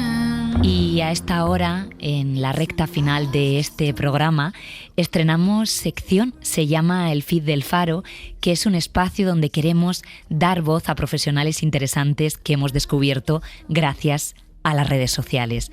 Personas que han convertido su pasión en contenido y su contenido en comunidad. Y para estrenarla nos acompaña Natalia Núñez, historiadora del arte y divulgadora cultural, aunque muchos la conocen en redes sociales como parte del arte. Porque visitar museos dice más de nosotros de lo que creemos. Hay quienes viajan a la otra punta del mundo para ver un museo de arte. Y hay quienes, viviendo frente a uno, no entran ni aunque sea gratuito. Hay quienes los viven con devoción, casi como si fuese un ritual. Y hay otros que solo buscan hacerse una foto frente a una obra icónica. Los museos no son solo contenedores de arte y piezas varias. Son memoria, refugio, inspiración. Lugares para entender un poco más el mundo y a nosotros mismos. Hoy, Día Internacional de los Museos, feliz día a quienes encontramos en ellos un lugar para perdernos y encontrarnos. Déjame en comentarios cuál es ese museo al que volverías una y otra vez. Natalia Núñez, buenas noches, bienvenida. Muchísimas gracias, un honor estar aquí. Estrenas esta sección que va a conectar un poco el mundo digital con la radio y voy a empezar por el principio de tu historia. ¿Cuál es tu vínculo con el mundo del arte? Pues podríamos decir que viene muy, muy de lejos. Si tiro de recuerdos, ya cuando era pequeña, cuando mis padres, lo típico, ¿no? Te llevan a alguna excursión, a visitar algún monasterio, alguna ciudad con historia. Yo me imaginaba gente pasando por ahí, cómo vivían, imaginándome cómo podrían vivir siglos atrás. Y no sé, veía, sobre todo me quedaba en escaleras y en puentes. Para mí eran como lugares conectores con el pasado y me imaginaba cosas. Y luego otro recuerdo que tengo fue la primera vez que visité el Museo del Prado con el colegio, para que veamos que muchas veces se puede sembrar ahí una semillita que luego puede crecer y emerger más adelante, ¿no? Y recuerdo perfectamente ante un cuadro de Francisco Pradilla, que es, bueno, el mal llamada Juana la Loca, es que a mí me gusta llamarla Juana I de Castilla. Y recuerdo que, bueno, se me quedó como inserto ya en la memoria esa mirada, cómo las obras, ¿no?, podían despertar emociones y tenía muchísima curiosidad. Y digamos que podría remontarme como a esos primeros recuerdos de mi conexión con el arte. Y luego ya, bueno, pues estudié la carrera de Historia del Arte y en uno de los viajes que mi madre, bueno, me hizo un súper regalo, mi primer viaje a Italia, el típico recorrido, ¿no?, que vas un poco desde Venecia, Roma, Verona, y recuerdo como que la guía pasaba muy rápido a veces por los sitios. Decía el Foro Romano, y yo, ¿cómo que el Foro Romano? O sea, yo quería saber más, ¿no? Y entonces recuerdo que me lo preparaba luego en el hotel y ya iba yo buscando gente, oye, mañana volvemos a donde hemos estado y tal, y les explicaba yo. O sea, que quiero decir que ya yo tenía como unas ganas de comunicar y de transmitir aquello que tenía dentro y darlo a conocer, ¿no?, difundirlo. ¿Y cómo nace Parte del Arte, que es tu proyecto, que es mucho más que un contenido digital? Y imagino que arrancarías en la vida real y luego te pasarías a internet. ¿Con qué objetivos nació? Justo, pues de toda esa pasión que yo tenía dentro, nace en el año 2010 Parte del Arte como un proyecto divulgativo para dar a conocer sobre todo también mucho Madrid, la historia, el arte, el patrimonio a los propios madrileños, ¿no? Hay una frase como muy típica que se repetía constantemente de pero si he pasado por aquí 1000 veces, oye, y no sabía que había aquí este palacio o había este edificio. He estado 15 años divulgando, haciendo visitas guiadas, clases de arte. Las redes realmente, o sea, no nacen con una afición de ser influencer, ¿no?, que podríamos decir, claro, sino como una herramienta más que me permitía dar a conocer, como un escaparate, ¿no? Bueno, pues dar a conocer lo que yo hacía, esas visitas, esos cursos, y empezó ahí las redes sociales. Pero sí que hubo un punto de inflexión que fue en la pandemia, porque ahí me di cuenta que la gente, aparte que todos necesitábamos salir, ¿no? Como era algo que estábamos todos en casa encerrados, pero me di cuenta que la cultura, esto que, bueno, parece como que es algo, era un verdadero salvavidas y era algo de necesidad como el comer, que gracias al cine, a la música, al arte, a la literatura, pues la gente realmente pudo salir, ¿no? de un momento tan terrorífico que ahora un poco a toro pasado vemos como algo surrealista totalmente, pero que todos vivimos y que gracias a la cultura salvó a muchas personas. Soy Natalia Núñez, historiadora del arte, y os muestro los mejores planes culturales de la ciudad. Si te interesa Japón y su arte o buscas algo diferente, no te la puedes perder. Bellezas del mundo flotante reúne 77 estampas ukiyo-e, que son grabados japoneses del periodo Edo y que muestran el ideal. Y aquí está Natalia, parte del arte en uno de los muchos vídeos que comparte en sus perfiles. ¿Te podías imaginar el alcance de tus vídeos? Pues jamás me lo hubiese imaginado. De hecho, tanto te diré, Laura, que bueno, hace justo ahora un año yo he dado un cambio profesional de esa parte como docente, como guía cultural. Y ahora mismo, bueno, sigo haciendo, o sea, el objetivo es el mismo, que para mí es seguir comunicando y transmitiendo y divulgando cultura, arte e historia, pero ahora ya me he enfocado 100% y mi tiempo completo a las redes. ¿Y qué crees que tiene tu forma de comunicar que engancha tanto? Yo creo que transmito tal y como soy y como me gustaría a mí que me contasen las cosas, ¿no? Despertar la curiosidad, despertar esa semillita que, oye, si por un vídeo mío hay una persona que le ha despertado la curiosidad de ver una exposición, de descubrir un museo y puede ir a verlo, para mí ya es mi trabajo, ya es el objetivo, ¿no? Está cumplido. ¿Te gusta la palabra influencer? ¿Te identifica o prefieres divulgadora?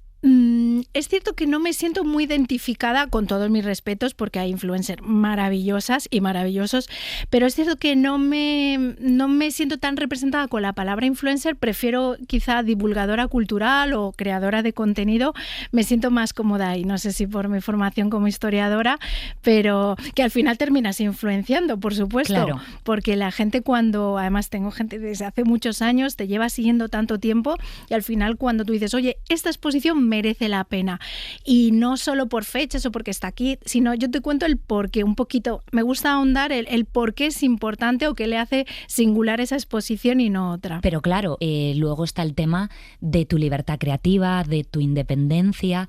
¿Cómo manejas todo eso?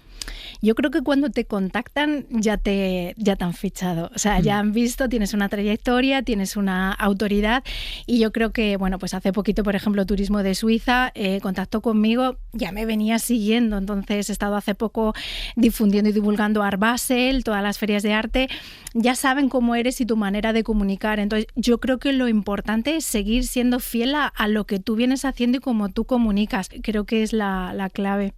¿Cuál sería o serían tus líneas rojas? Cosas que tú no aceptarías hacer en redes sociales. O no sé si has dicho muchas veces que no. Sí he dicho que no, ¿eh? Sí que por suerte tengo la libertad de poder decidir. Yo creo que un trabajo que no vaya del todo conmigo, que tenga que mentir o que tenga algo que me digan que sea muy bueno, y que yo sobre todo siempre recomiendo lo que a mí me gusta y lo que creo que yo, o sea, lo que yo visitaría o lo que yo consumiría. Si hay algo que con lo que yo no vibro, yo no me siento a gusto y no va con mis valores, evidentemente prefiero perder una colaboración o dinero a decir algo que no es. Eso lo tengo clarísimo. Te voy a preguntar por una ciudad, un museo, un lugar y una obra de arte que conecte con lo que tú eres. Pues mira, te voy a decir, bueno, te diría, estaba pensando así, pero bueno, voy a barrer para casa, te diré Madrid, voy a tirar, sé que es fácil. Madrid te diré porque siempre que me voy, ahora mira, justo antes de ayer regresé de Venecia, y Madrid me sigue enamorando, sigo redescubriendo cosas. Me parece que es una ciudad vibrante y que tiene una oferta cultural maravillosa y yo me siento muy a gusto aquí. ¿Un museo? Uy, qué difícil. A ver, te diría... Ya sé que el Prado es especial para ti. Justo, sí. Te diría como el primero que se me viene. Otro, evidentemente, el Thyssen, porque tiene una colección maravillosa. Pero mira, por salirme de Madrid y no quedar tan barriendo para casa, te voy a decir la Fundación Belleller. Está en Basilea, está ya casi frontera con Alemania. Es un museo maravilloso, tanto contenido como continente, porque el edificio ya por sí mismo me parece increíble, y luego conecta mucho los jardines, tiene unos nenúfares, entonces estar en esas salas viendo los nenúfares de Monet con nenúfares auténticos es como se te ponen los pelos de punta, o sea, es bello, la luz entra, la luz natural, y tiene obras de arte maravillosas. ¿Un lugar? Un lugar, qué difícil. Bueno, venga, como vengo de Venecia ahora mismo, me parece la fantasía. Venecia, o sea, es que es como, parece una película, o sea, parece una escenografía, pero es real. Esa luz, la alegría que tiene, las palomas, los mosaicos, la cantidad de matices de colores, la alegría que transmite la ciudad, te diré Venecia. ¿Qué tal te llevas con la cantidad de turistas que invade el mundo, ¿no? ¿Y qué responsabilidad tenéis los creadores de contenido, divulgadores culturales, artísticos, en el tema del boom turístico o la gentrificación de algunos lugares? Pues es una pregunta muy, muy interesante. Me llevo mal, porque como sobre todo me gusta el arte, me gusta disfrutar con calma, contemplando, eso lleva un tiempo y lleva unos espacios. Entonces, cuando hay hordas de gente, lógicamente, justo antes de ayer hice esa misma reflexión y me lo grabé en redes sociales. Estaba dentro de la Catedral de San Marcos y me pareció demencial que no todas las sillas, cualquier resquicio que te pudieses apoyar estaba vallado. O sea, no dejaban. Yo digo, vale, soy turista, lógicamente entiendo que tengan que agilizar y que, bueno, pues no nos podamos quedar demasiado tiempo, pero hombre, hasta el punto de no dejar ni un pequeño reposo, o sea, era como de consumo, un consumo rápido de arte. Entonces, a los que amamos realmente el arte de esta manera, necesitamos de un pequeño tiempo, necesitamos de un pequeño espacio para poder contemplarlo. Entonces, tenemos una responsabilidad y, evidentemente, espero que también, bueno, ya se están tomando medidas, pero nos queda mucho por avanzar. Evidentemente, no me gusta el turismo de masa. Prefiero, o cuando a veces dices el horario gratuito en un museo, yo a veces prefiero pagar, esto a lo mejor es muy impopular, pero prefiero pagar en el horario normal para no encontrarme con ese gentío, porque no se puede ver con calma. Hoy os llevo a pasear por una de mis zonas favoritas de Madrid, el barrio de Justicia. Una zona repleta de arquitectura decimonónica, tiendas especiales. Me queda que me cuentes una obra de arte vinculada a tu historia. Voy a decir el retrato de Cuapi, de Max Beckmann, es un artista igual aquí no muy conocido. Pues porque la veo una mujer fuerte, una mujer que te mira de frente, súper moderna para aquella época, y que desprende una aura como muy, no sé, muy fuerte. Esa obra me gusta. El arte ha reflejado, yo creo, muy bien el mundo del mar, que es un tema muy vinculado a este programa, y también de la noche, ¿verdad? Totalmente. Hay artistas maravillosos, por ejemplo, Hopper, ¿no? Que sí, haciendo un poco alusión a este programa, ¿no? Como sus faros, esos paseantes, bueno, Sorolla también, las playas, que ha representado muchísimo. Y bueno, la noche pues también, o sea, hay mil artistas, ¿no? Que han hecho esos nocturnos. Por ejemplo, Anglada Camarasa hace unos nocturnos maravillosos. Cuando empezó a hacer, empezó la luz eléctrica, ¿no? En los lugares, y hace como unas irisaciones muy bonitas. Y bueno, los artistas es que tienen un algo especial, ¿no? Que saben mirar de manera diferente, y como decía Matisse, ¿no? Siempre hay flores para quien quiere verlas. Pues los que nos gusta el arte, los museos, las exposiciones, pues nos enamoran. Natalia Núñez, parte del arte, muchísimas gracias por ser parte de este Faro de Verano. Muy buenas noches. Muchísimas gracias, buenas noches. Hasta pronto. Gracias. The blood moon shines across the veil. Bells ring out through churches and jails.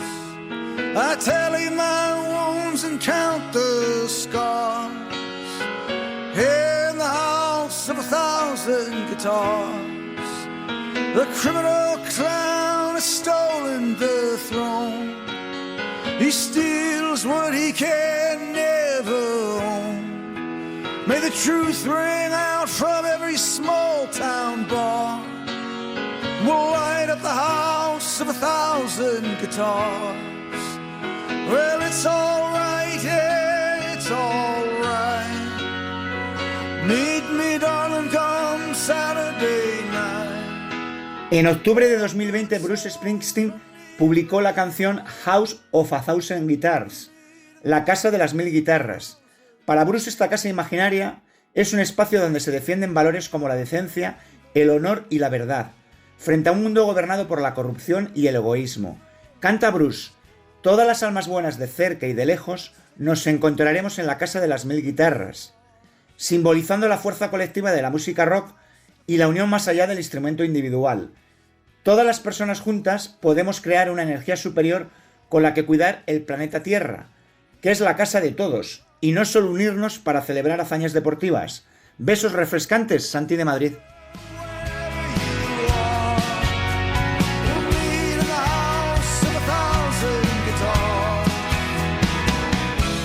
Hola, soy Monse de Las Vegas.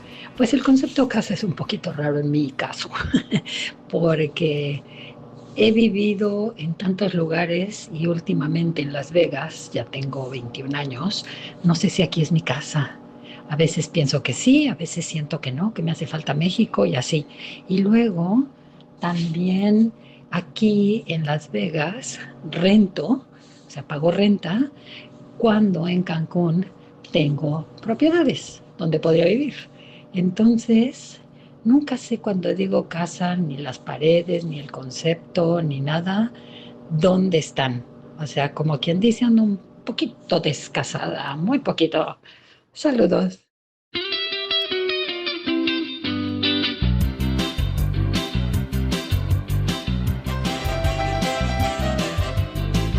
Paloma, buenas noches. Buenas noches, Laura, ¿qué tal? Pues muy bien, encantada y expectante ante una nueva entrega de Tu Zona de Descarga. ¿Con qué nos sorprendes hoy?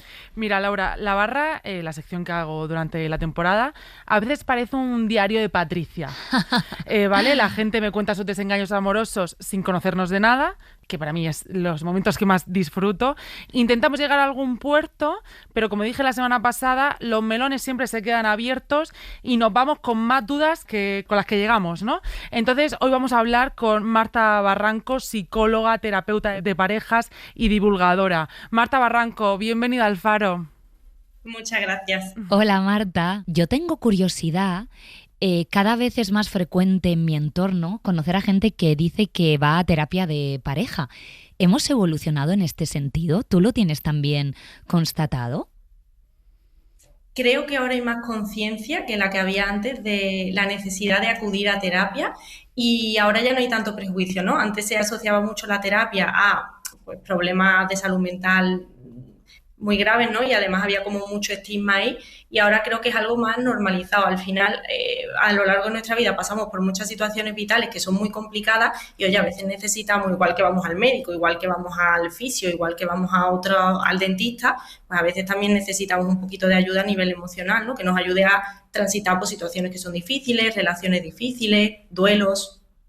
Como decía Marta y como decías tú también, Laura, hay muchos avances y entre ellos está que las palabras comunicación y responsabilidad afectiva pues están a la orden del día. ¿Deberíamos diferenciar para empezar estos conceptos, comunicación y responsabilidad afectiva, Marta? Mira, me gusta mucho tu pregunta porque muchas veces comunicamos sin tener en cuenta cómo se puede sentir la otra persona. O sea, comunicar está muy guay, pero si nos olvidamos la parte de la empatía, ahí ya es cuando aparece lo complicado, ¿no? O lo problemático. Hay que fomentar la comunicación, sí, además la comunicación nos ayuda a construir relaciones sanas y auténticas, ¿no? Porque podemos conocer de verdad a la otra persona, pero hay que tener filtro a la hora de decir las cosas y a la hora de hablar. Si solo comunicamos sin tener en cuenta cómo se puede sentir la otra persona, que ahí entraría la parte de responsabilidad afectiva, ponerme en el lugar de la otra persona, en cómo se puede sentir, cómo le puedo hacer sentir con esto que le estoy diciendo, etcétera.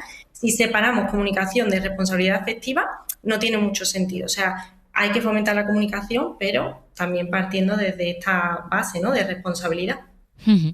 Paloma, Marta, en mi entorno cada vez es más común que me cuenten amigas y amigos que han tenido citas, que la cosa va bien, pero de repente la persona desaparece.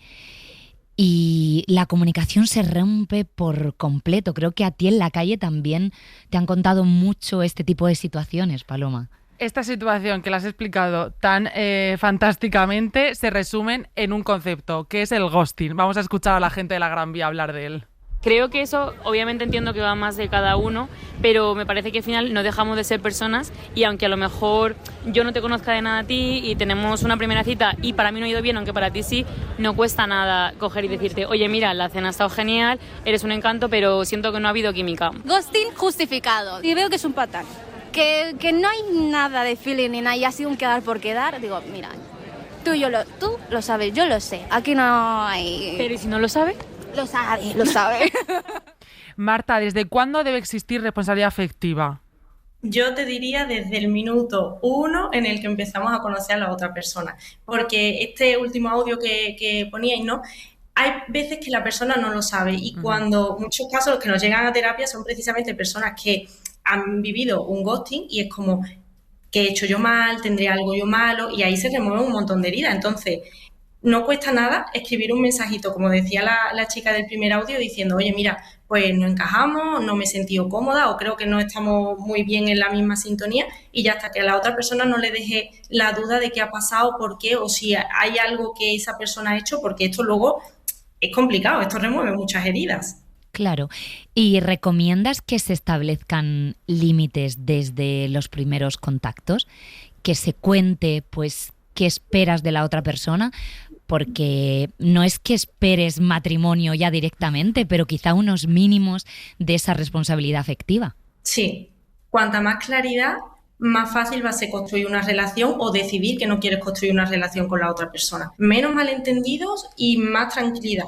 Hablando de comunicación en los comienzos, muchos comienzos son los casi algo, que luego se transforman en una relación, pero hay otros que se quedan ahí a medio camino porque precisamente el fallo a lo mejor estuvo en la comunicación. Unos sienten más, otros sienten menos y en la calle piden comunicación desde el principio. La teoría la tiene muy clarita.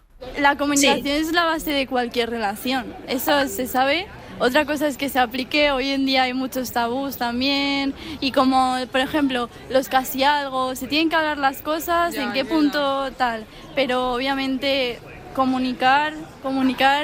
Reivindicamos la comunicación en los casi algo. Ya, pero eso lo dicen y luego yo lo digo y de repente soy súper borde por decir las cosas claras. ¿Cómo gestionamos este tipo de relaciones? Lo que decía antes, lo más importante es ser lo más claro posible para que la otra persona sepa lo que hay y no se cree expectativas. Pero aún así también me encuentro mucho que a veces nos dicen, oye, no quiero algo serio o no quiero nada más y aún así esperamos que la otra persona cambie la opinión. Entonces estamos ahí, insistimos cuando la otra persona ya nos ha dicho que en verdad no quiere más nada serio. Entonces ahí sería también recolocar la expectativa y ver qué es lo que yo quiero para mí en el futuro y si esa persona me lo puede ofrecer o no. Y entonces ahí aceptar que la otra persona no me va a dar lo que yo quiero en ese momento. ¿Y recomiendas mucho en terapia el contacto cero? Depende mucho de lo que necesite la persona. Al final, el contacto cero facilita el duelo, puede facilitar el duelo en función a cómo haya sido la relación y cómo haya sido la ruptura, pero también me encuentro mucho que asociamos contacto cero a no comunicarnos con la otra persona mientras que seguimos viendo sus redes sociales, le preguntamos a nuestras amigas si ha subido algo, vamos a los sitios donde sabemos que está la otra persona. Esto no es contacto cero. Esto es seguir obteniendo información de una forma indirecta, pero no hay contacto cero, sigue habiendo contacto de alguna forma. ¿Y qué hacemos si esa persona pues forma parte de tu grupo de amigos, del mismo edificio en el que trabajas? Ahí el contacto cero se complica un poco. Ahí es muy complicado y ahí el duelo puede complicarse mucho más porque al final no puedes tener esta distancia que tú necesitas de la otra persona. Vuelvo a decir un poco lo mismo, depende del caso, pero esto que voy a decir, a veces me dicen, pero es que Marta, me da mucha rabia porque a mí no me gusta dejar de hacer planes por no encontrarme a la otra persona. Tú no dejas de hacer planes por no encontrarte a la otra persona, tú dejas de hacer ciertos planes por cómo a ti te va a hacer sentir ver a la otra persona. O sea, te colocas a ti en el foco, ¿no? Es decir, compartimos círculo de amigos, normalmente siempre hacemos un viaje al año todos los amigos, oye, pues a lo mejor este año que lo acabamos de dejar no es el momento ideal para hacer un viaje todos juntos, ¿no? O el trabajo, normalmente me voy a tomar café con todos los compañeros del trabajo y coincide también que está esa persona, oye, pues a lo mejor esta semana o este mes necesito poner un poquito más de distancia e irme a tomar el café en otro momento para evitar estar continuamente en contacto con esa persona y que me remueva continuamente todo. Tengo aquí un dato de una pregunta que es muy habitual que hace la gente en ChatGPT, que creo que podemos contigo confirmar que no se debe utilizar como terapeuta una inteligencia artificial, pero la pregunta que más se hace sobre el amor es si mi pareja es la adecuada para mí. O sea, la gente tiene mucha duda con esto. ¿Tú qué opinas, tanto del uso de estas tecnologías como de esta pregunta? Por un lado, el uso de la tecnología es peligroso porque es como si yo le pidiera a ChatGPT que me explicara cómo extraerme una muela en mi casa. Es decir, los pasos me los puede decir estupendamente. La cuestión es que yo tenga el conocimiento, los materiales, todo. Hay una cosa que la gente no sabe, pero en terapia lo más importante es el vínculo. Es como tú conectas con la otra persona, es tú sentirte escuchada, aceptada, comprendida, que nadie te juzga. Eso no lo puede hacer una inteligencia artificial porque no hay nadie delante tuya, no hay nadie que te esté mirando, que te esté diciendo lo que necesitas escuchar en ese momento, etcétera, ¿no? Entonces, bueno, ChatGPT te puede dar herramientas que pueden ser útiles o no, pero nunca va a sustituir el vínculo que se entre las dos personas. Y luego, por otro lado, creo que detrás de esa frase de cómo saber si la persona es adecuada o no, hay, por un lado, miedo, ¿no?, a equivocarnos y a elegir mal, cosa que en verdad esto, pues puedes elegir bien a una persona en un momento de tu vida y luego a lo largo del tiempo que esa persona ya no sea la persona que encaja para ti, porque la relación crece, las personas cambian, necesitan otras cosas, etcétera. Y luego también hay mucha exigencia. ¿Cómo se sabe cuál es la persona adecuada, ¿no? ¿Bajo qué criterio? ¿Que hay que plantearse qué mínimos son los necesarios para ti, para tú estar tranquila en una relación de pareja? Por supuesto que sí, pero de ahí a que la otra persona sea perfecta y lo cumpla todo, esto no es real. Claro, es de película Disney. Y hablando de películas, y ya para cerrar esta entrevista, Marta, tú en tus redes sociales hablas de series, pelis que muestran relaciones sanas. ¿Dirías que el mundo visual está cambiando su forma de comunicar los sentimientos? Que cada vez vemos más personajes comunicativos y ya las películas estilo A 3 metros sobre el cielo ya no son la mayoría. Sigue habiéndola, porque Sí, sigue habiendo sí. películas con mitos del amor romántico y demás, pero es verdad que la masculinidad está cambiando mucho en el tema del cine, el tipo de relación de pareja que se establece también, la dinámica que hay en la relación de pareja, y esto es muy chulo porque deja un nuevo aprendizaje a las generaciones que vienen después, ¿no? De que en las relaciones sanas pues hay errores, hay perdón, hay comunicación, hay aceptación de cosas de la otra persona, hay conocer la historia de la otra persona y no herirle con esa información que tú tienes, ¿no? ¿Y tú crees que esto influenciará a las nuevas generaciones? Esperemos que sí. Por lo pronto, he de confesar que casi todas las personas que piden terapia suelen ser personas más jóvenes que personas más mayores. Entonces, al final hay como más conciencia, más conexión emocional, más comunicación, y esto evidentemente tiene una repercusión. Claro. Hay esperanza, hay esperanza. Pues Marta Barranco, muchas gracias por estar este ratito con nosotras en El Faro. Recomendamos que te busquen quien necesite terapia de parejas o otro tipo de ayuda psicológica. Muchísimas gracias. Hasta pronto. Muchísimas gracias a vosotras. Adiós. Adiós, Marta.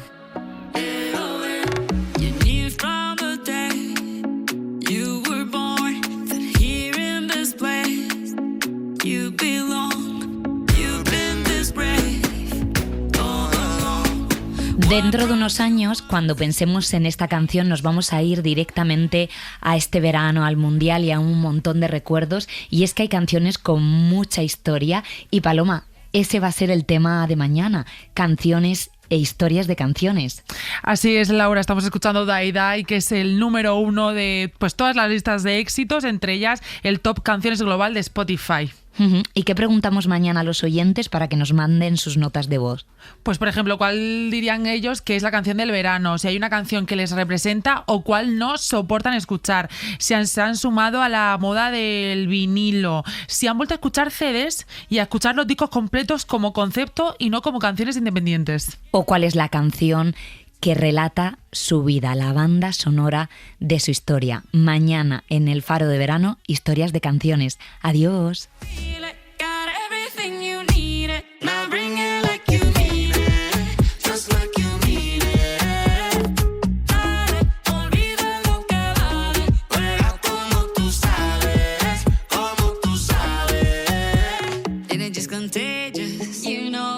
move fast. No one's getting tired. I know you got that fire. Hey, yo, keep me a little higher. Let's go, let's go, let's go.